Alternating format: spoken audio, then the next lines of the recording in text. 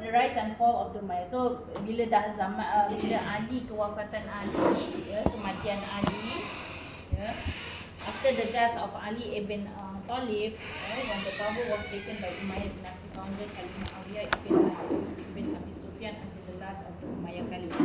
Okay. Ketika kematian Ali. Kalau nak cerita tentang Ali ibn Abi Talib dengan Khalifah Umayyah ni, ini bukan saya punya, apa kita panggil, ini bukan kita punya, bukan saya punya. Ini bukan kita punya kemampuan untuk membincangkan siapa yang baik, siapa yang jahat, antara Khalif Umayyah dan juga antara Ali ibn Abi Talib, yang mana sebab kedua-duanya dijanjikan syurga. Kedua-duanya walaupun berlaku peperangan antara mereka, tapi kedua-duanya dijanjikan syurga. Jadi hanya Allah sahaja yang tahulah tentang mereka. So kalau kita nak cerita tentang sejarah Umayyah dan juga sejarah Abbasiyah ni, kamu boleh baca sendiri. Ini bukan kita, saya tak akan bincangkanlah di bab ini. Sebab untuk fiqh muqarrar ni kita cuma terhad kepada kita nak lihat bagaimana fiqh muqarrar itu wujud di zaman period of Umayyah dinasti dan juga Abbasiyah. So kalau dari sudut dia punya sejarah bagaimana Umayyah ni dan kerajaan Umayyah, kerajaan Abbasiyah tu kamu baca sendirilah. So kalau kita tengok ketika mana zaman zaman Umayyah ni wujudlah banyak sangat mazhab-mazhab. Kat sinilah banyaknya mazhab. Dia tak terhad kepada 4 tu sahaja. So kalau kamu tengok kat sini ada perkataan khalifah ataupun khalifate ataupun khalif, dan juga ada perkataan scholars. Dua perkataan itu adalah berbeza. Khalif ini bermaksud apa? Maksud pemimpin, pemimpin ataupun ketua negara. Makna kata ataupun orang yang memimpin ketika itulah. Satu lagi adalah scholars. Scholars adalah apa? Ulama. Jadi ulama dengan pemimpin adalah orang yang berbeza.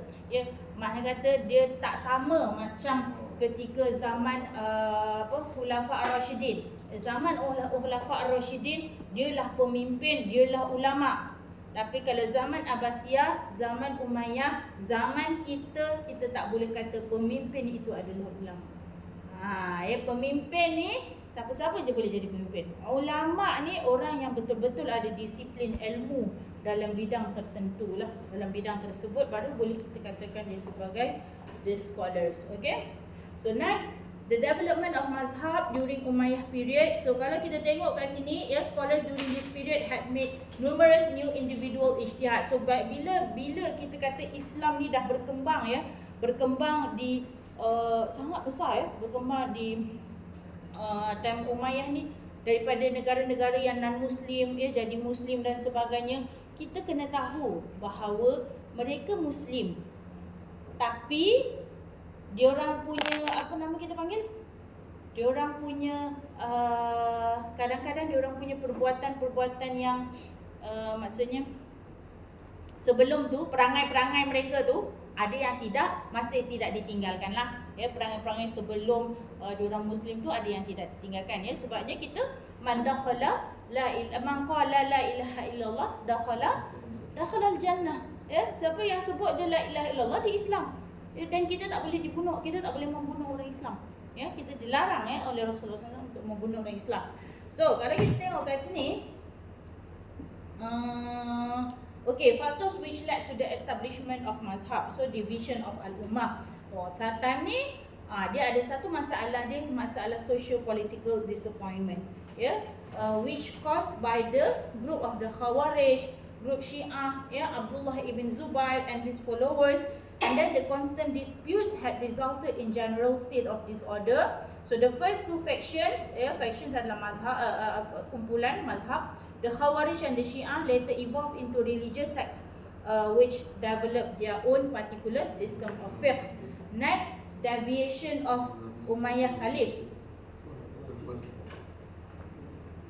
Okay, bila deviation of Umayyah Caliphs, Khalifah tu, Khalifah Umayyah ni, ketika zaman Umayyah ini, mereka ni ada yang contradict with the scholars, ya, ada yang dia dah mula keduniaan sikit.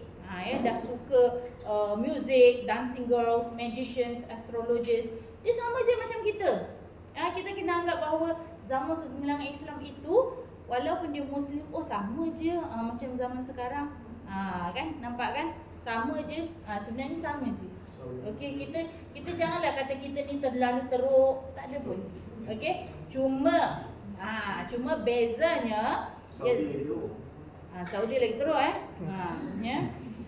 Cuba bayangkan dekat Makkah Madinah tu. Ya, Saudi. Ya. Jadi nak katanya some of the caliph attempted to manipulate fiqh in order to justify their deviation. Some fuqaha had taken steps to preserve authentic fiqh. Dekat sini pun ya, don't try to manipulate fiqh in order to justify their deviations. So makna kata ya, the deviation of Umayyah Caliph ketika ini pun memang agak mencabarlah ya, kita boleh kata agak mencabarlah ketika ini ya, dengan bila mana khalifah punya